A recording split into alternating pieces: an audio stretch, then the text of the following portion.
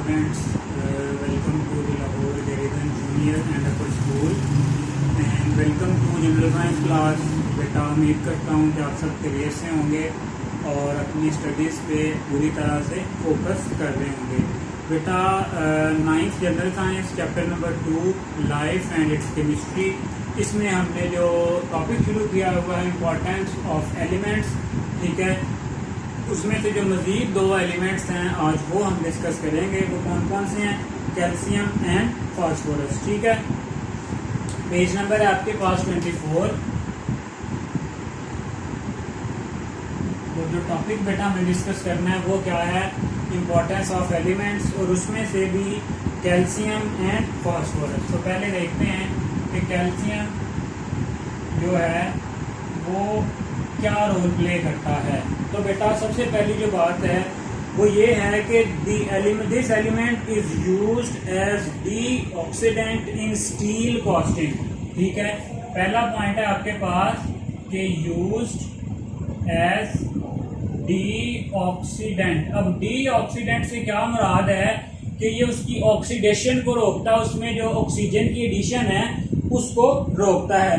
डीऑक्सीडेंट in steel casting, ठीक है। जब हम स्टील बना रहे होते हैं, स्टील कास्ट कर रहे होते हैं, तो तब ये जो है यूज होता है एज अ डीऑक्सीडेंट, ठीक है। अब बेटा इसके अलावा जो डिफरेंट तरह के कंपाउंड्स हैं उनको बनाने में भी ये जो कैल्शियम है ये क्या होता है? यूज होता है। जैसा कि आपके पास it is use for the extraction of uranium. दूसरा पॉइंट आ गया आपके पास, यूज फॉर एक्सट्रैक्शन। यूरेनियम को एक्सट्रैक्ट करने के लिए भी ये क्या होता है? यूज होता है। यूरेनियम भी आपके पास बेटा क्या है? एक एलिमेंट भी है। क्लियर हो गया? लेकिन बहुत ये जो कीमती एलिमेंट है। चलें, इसके बाद बेटा यही जो आपके पास कैल्शियम है, it is use for the preparation of calcium fluoride and calcium hydride, ठीक है। It is use for the preparation of calcium fluorides. इनके अब आगे फर्दर यूजेज हैं, calcium fluoride and calcium hydride, ठीक है। ये कंपाउंड्स बनाने में भी क्या होता है? आपके पास यूज होता है। क्लियर हो गया? चलें, इसके बाद बेटा क्या है? It is essential element of all organism. Living organisms में भी कैल्शियम पाया जाता है, ठीक है। अब ये क्या करता है? It is use in cell wall, bone and some shell as important compound, ठीक है। कहाँ कहाँ पे लिविंग ऑर्गेनिज्म में प्रेजेंट होता है बेटा? पॉइंट नंबर 4 है आपके पास सेल वॉल में, ठीक है, बोन्स में, और इसके अलावा कुछ एनिमल्स होते हैं जिनके बाहर उनका एक शेल होता है। वो जो शेल होता है वो भी किससे मिलकर बना होता है? कैल्शियम से मिलकर बना हुआ होता है, ठीक है। इसके अलावा it is involve in the blood clotting. जो 5वां पॉइंट है बेटा वो भी यही है कि it is involve in the blood clotting से मुराद है खून का जमना। जब बेटा कोई चोट लगती है, कोई जख्म होता है, तो उसे जब खून रसना शुरू हो जाता है तो उस खून को जमाने में, रोकने में भी जो कैल्शियम है वो क्या करता है? अपना इंपॉर्टेंट रोल प्ले करता है। क्लियर हो गया? चलें जी, इसके बाद बेटा नेक्स्ट ये है कि in plants calcium concentration ranges from 0 to 1%। अगर हम प्लांट्स की बात करें तो प्लांट्स में जो कैल्शियम है वो कितने से कितने परसेंट हो सकता है? 0.2 to 1%, 0.2 to 1%। क्लियर हो गया? चलें, अब it has been important role structural and the permeability of the cell membrane. इसका जो है इंपॉर्टेंट एक रोल क्या है? स्ट्रक्चर में, एंड परमेबिलिटी होता है बेटा उससे जो डिफरेंट मटेरियल है उनका पास आउट होना। परमेबिलिटी ऑफ सेल मेम्ब्रेन, उसमें भी ये क्या करता है? अपना रोल प्ले करता है। इसके अलावा बेटा अगर कैल्शियम जो है कम हो जाए या खत्म हो जाए, lack of calcium produces general breakdown of membrane structure, ठीक है। ये आगे जिसकी मजीद इंपॉर्टेंस के लैक ऑफ कैल्शियम क्या करता है? It results in the breakdown of membrane. It results in the breakdown of cell membrane. Clear हो गया? चलें जी, this is all about the calcium. क्या है calcium? As a deoxidant use होता है, ठीक है। कि जब हम स्टील की कॉस्टिंग कर रहे होते हैं ताकि वहाँ पे जो आपके पास ये जो कैल्शियम है ये डीऑक्सीडेंट के तौर पे यूज़ होता है ताकि जो स्टील की कॉस्टिंग है वो प्रॉपर हो सके। फिर जो है हम इसको यूरेनियम की एक्सट्रैक्शन के लिए यूज़ कर सकते हैं, ठीक है, यूरेनियम को हासिल कर एक्सट्रैक्ट करने के लिए कहीं से। फिर जो डिफरेंट कंपाउंड्स हैं वो भी इससे बनाए जाते हैं, like calcium fluoride, calcium hydride.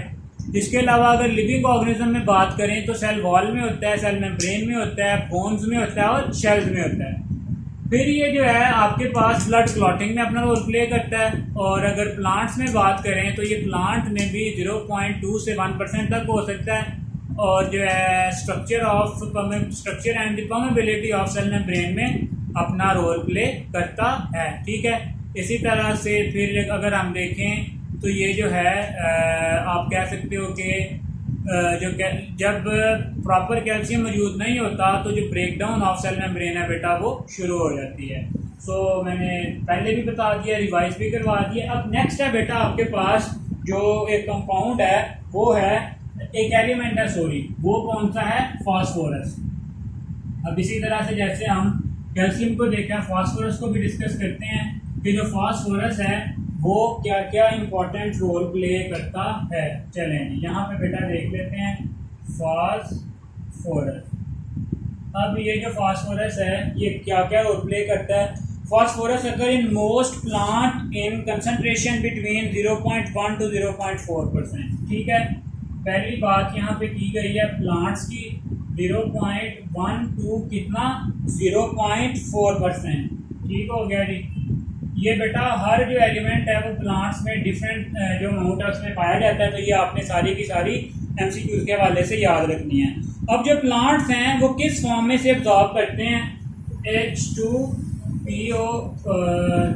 H2PO4, ठीक है, और HPO4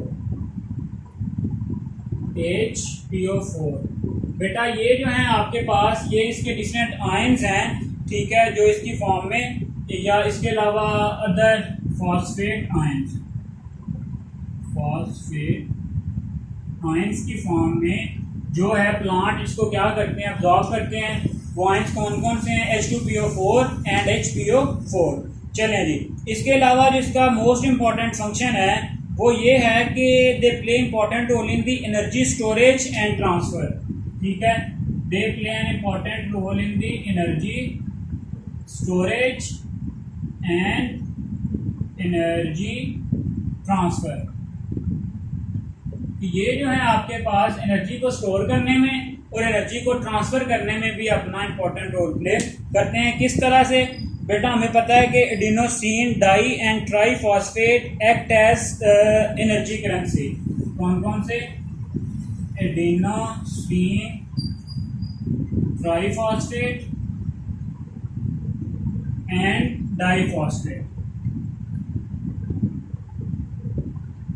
इनको अगर हम शॉर्ट फॉर्म में लिखें तो कैसे लिखते हैं, ATP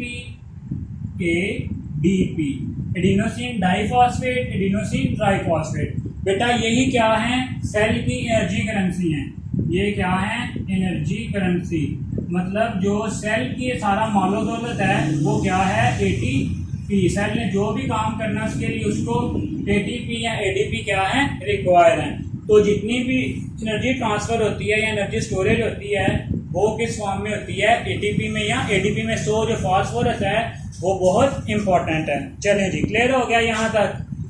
अब बेटा नेक्स्ट आगे देखते हैं कि जो नेक्स्ट है वो इसकी जो इम्पोर्टेंस है मजीद वो क्या है।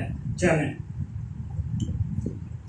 इसके अलावा जो बेटा in human being during carbohydrate metabolism and in plants during photosynthesis, जो जितनी भी एनर्जी प्रोड्यूस होती है वो ATP की फॉर्म में होती है और वो इसी तरह से होती है, ठीक है। जब ये जो एक बॉन्ड टूटता है, when the phosphate compound from either ATP is split off, when a phosphate is split off from ATP और ADP, तो क्या होता है, एनर्जी रिलीज होती है, ठीक है। Relatively large amount of energy, कितनी एनर्जी, 12,000 कैलोरी पर मोल।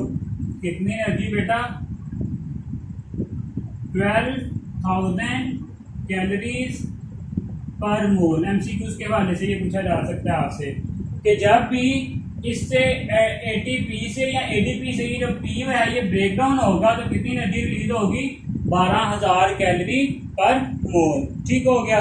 चलें जी, इसके अलावा बेटा दी energy is use for the growth and reproduction. यही जो एनर्जी है इसको हम ग्रोथ में, रिप्रोडक्शन में क्या कर सकते हैं? इस्तेमाल करते हैं। इसके अलावा जो इसका एक और इम्पॉर्टेंट यूज है वो है कि it is an important constituents of DNA and RNA. ठीक है, कहाँ कहाँ पे बेटा? DNA, RNA. डीएनए क्या है? Deoxyribonucleic acid. आरएनए क्या है? Ribonucleic acid. Teeth, shell, membrane, phospholipids. इसके अलावा कहाँ कहाँ पे होता है? टीथ में, शेल में, मेम्ब्रेन में। ठीक है, इन सब जगह पे ये जो फास्फोरस है ये प्रेजेंट होता है और बहुत इंपॉर्टेंट भी है। ठीक है, this element is used for the super phosphate and tri phosphate in fertilisers. ठीक है, अब जो नेक्स्ट यूज आ गया इसका बेटा वो क्या आ गया? फर्टिलाइजर, मतलब खाद्य बनाने में भी हम जो फास्फोरस है उसको यूज करते हैं। ठीक है, phosphoric acid and its salts are used in the food industry. चलें जी, इसके बाद जो नेक्स्ट यूज आ गया वो आ गया फूड इंडस्ट्री का। फूड इंडस्ट्री में किस फॉर्म में? फॉस्फोरिक एसिड की फॉर्म में। ठीक है, फूड इंडस्ट्री में भी खाने पीने की जो अशिया में भी ये इस्तेमाल होता है। Detergent and baking powder, detergents बनाने में भी यहाँ पे डिटर्जेंट्स हम मेंशन कर लेते हैं और बेकिंग पाउडर बनाने में भी ये क्या होता है? यूज होता है। क्लियर हो गया? यही बेटा इसके जो है कुछ यूजेस यहाँ पे मेंशन है। लेंथी है थोड़ा सा लेकिन इम्पोर्टेंट है, ज़्यादा मुश्किल नहीं है, बिल्कुल आसान है कि कहाँ कहाँ पे ये जो फास्फोरस है ये पाया जाता है और ये जो है इसके यूजेस कहाँ कहाँ पे हम जो है इंडस्ट्री में या बॉडी में या जो है प्लांट्स में किस तरह से होते हैं। तो बेटा फास्फोरस हमने देखा है कि बहुत इंपॉर्टेंट एलिमेंट है। ठीक है, सबसे पहली बात हमने की है कि प्लांट्स में जो इसकी कंसंट्रेशन है वो 0.1 से 0.4 के दरमियान वेरी कर सकती है। फिर जो है जो फॉस्फेट आयंस हैं या HPO4, H2PO4 उसकी फॉर्म में जो प्लांट्स हैं इसे क्या करते हैं? एब्जॉर्ब करते हैं। अब इसका जो मेन इम्पॉर्टेंट फंक्शन है वो ये है कि ये जो है आपके पास एनर्जी स्टोरेज में और एनर्जी ट्रांसफ़र में एक अहम रोल प्ले कर सकता है। किसकी फॉर्म में? ADP की फॉर्म में और ATP की फॉर्म में। ठीक है, अब ये दोनों क्या हैं? ये सेल एनर्जी करेंसी हैं। जब ATP या ADP से जो P वाला बॉन्ड है, फास्फोरस वाला बॉन्ड है, जब टूटता है तो एनर्जी रिलीज होती है। कितनी एनर्जी रिलीज होती है? 12,000 कैलोरी पर मोल। ठीक है, कितनी एनर्जी क्या होती है? रिलीज होती है, जो बॉडी में डिफरेंट फंक्शंस परफॉर्म करने के लिए जैसे कि ग्रोथ में या डेवलपमेंट में क्या होती है? यूज होती है। ठीक है, इसी तरह से इसके और भी बहुत सारे फंक्शन हो सकते हैं, जैसे कि हमने लास्ट पे देखा है कि ये DNA में प्रेजेंट होता है, RNA में, डिफरेंट प्रोटीन्स में, आपके जो टीथ होते हैं उनमें, शेल में। ठीक है, और इसी तरह से लास्ट में हमने देखा है कि फूड इंडस्ट्री में भी हम इसे यूज़ करते हैं और फर्टिलाइजर्स बनाने में भी हम इसको इस्तेमाल करते हैं। ठीक है, तो बेटा आज के लेक्चर के लिए इतना ही, साथ साथ इसे प्रिपेयर करते जाएं। ठीक है, बिल्कुल थोड़ा सा पढ़ाता हूँ ताकि जो है आप इसे साथ साथ प्रिपेयर करें, जो लास्ट पे आपके लिए बर्डन ना बने। तो बेटा अपना ख्याल रखें और अपनी स्टडीज़ पे फोकस करें। अल्लाह हाफ़िज़।